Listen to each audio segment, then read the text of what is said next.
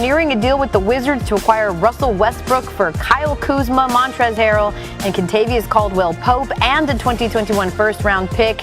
Sources tell our Adrian Wojnarowski what a power shift of Russell Westbrook potentially joining LeBron James out in L.A. As we now bring in Woj. She's joining us now from Brooklyn as we prepare for tonight's draft. Woj, what else can you tell us about this Laker deal for Westbrook?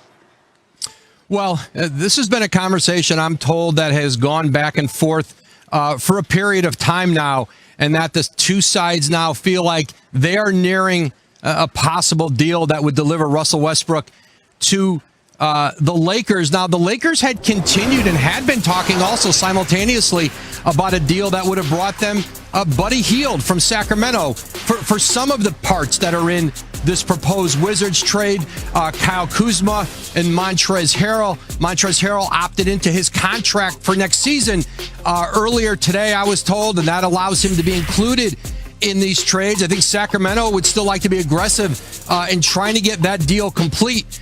But I think for Washington, the chance to get some salary cap flexibility moving forward with Bradley Beal, bring back KCP, Kyle Kuzma, Montrezl Harrell, some solid veteran players, another first-round pick in this year's draft, and then see if they can try to re-sign Bradley Beal and then be able to go out in the marketplace and try to get a big free agent in the future. But right now, Washington and L.A. are trying to complete this deal.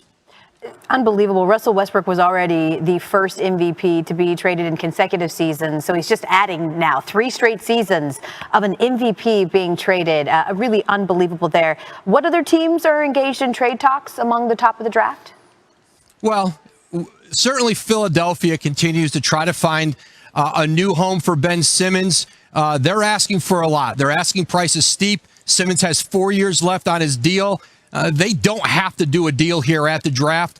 They're certainly prepared to take this into free agency. And look, free agency starts in a week.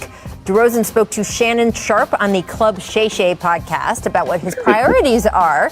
Here is what he said.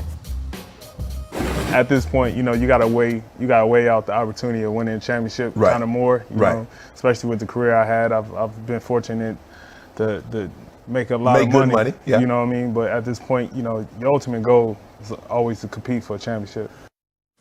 First of all, shouts to the Club Shay Shay set designer, because that's a very nice setup there. But Bobby, more importantly, what are your expectations for DeMar DeRozan in free agency? Yeah, it's funny, Rachel. He is the one player that's kind of flown under the radar as far as we've heard, certainly Chris Paul's name and Kawhi Leonard. But DeMar DeRozan has flown under the radar. And I think there's two schools of thoughts as far as with him.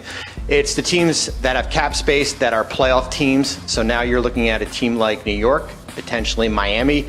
But if you go to New York, is that a win now situation with RJ Barrett and Julius Randle? And can you maybe get another player to come with you? And I think the most logical situation is going to be trying to work out some type of sign and trade. The last 2 years, there's been 16 players sign and trade. I would circle the Lakers as a possible destination just because it fits. It fits as far as DeRozan wanting to go back home and playing for a championship level team. I think it fits because if you're San Antonio, can you recoup maybe a Kyle Kuzma back as far as instead of losing DeRozan for nothing? And it's just a matter of if you're the Lakers, as far as we've always talked about that hard cap, right? They'd be hard capped at $143 million. And then you got to kind of put your other free agents kind of in a pecking order here. But the Lakers, for me, is probably the most logical destination for DeMar DeRozan.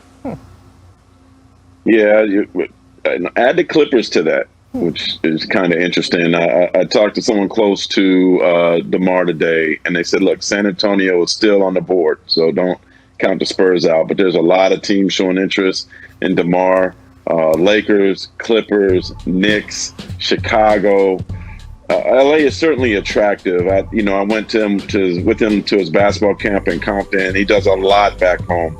His father, God rest his soul, passed earlier this year, and his mom is still in Los Angeles. So going back to LA certainly is attractive for family reasons, to get back home, to be close to his family, and perhaps even do more in the community than he already has. But, so it ain't just the Lakers. The Clippers have some interest too. Well, that is interesting. Remember, not so much this past season, but especially in the 2019-2020 season, we saw the Lakers and Clippers compete for a lot of players and, in fact, make a trade with each other. So that's always a little bit spicy. And certainly, DeMar has been so open about some of the struggles he has gone through, that his family has gone through. I think a lot of people would be rooting for him to go with either team, but just to be back in the LA area with his family. Very interesting to keep an eye on that. I also want to get to Bradley Beal, though, guys, because The Athletic is... That conversation's coming up. And hindsight is 2020, but we're going to look back at the 2018 draft. How should it have gone? We're counting down the boldest draft day fits ever as well, so don't go anywhere. An action-packed jump starts right now. Welcome to The Jump, presented by Credit Karma.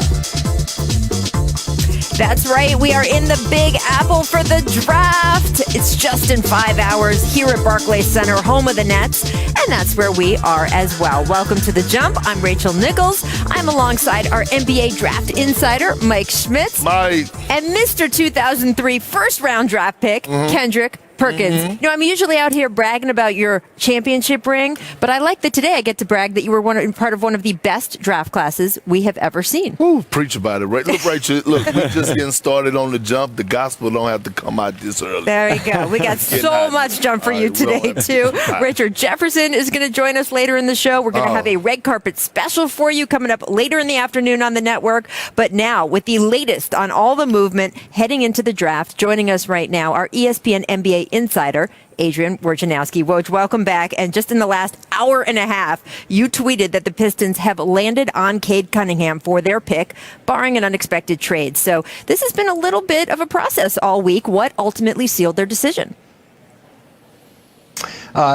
Rachel, Troy Weaver, Detroit's general manager, and their front office came to New York yesterday and visited with Cade Cunningham and sat down and talked to him again and left even more confident that this was the player that they would select. They met again this morning and talked through it as a staff, and I'm told they informed Cade Cunningham of their decision early this afternoon that he would be their number one pick, obviously barring a trade, which is always possible until a team puts that name in and selects the player. But this was a real process, and Detroit really looked hard at Jalen Green, Evan Mobley, and there was a lot of back and forth on this, and I don't think it was about anything that they didn't think Cade Cunningham was. It spoke to, I think, just how impressive this group is, how much potential both Mobley and Green have to be stars in this league. Well, I will tell you that on the way over here, Kendrick Perkins and I had a meeting of the Troy Weaver fan club, just how smart he is at making personnel decisions. So I know that the Pistons organization has good faith in their leader there. You mentioned also that earlier today that there was a lot of conversations about teams trying to move up, making trade offers. What is the latest intel making the rounds with the draft closing in?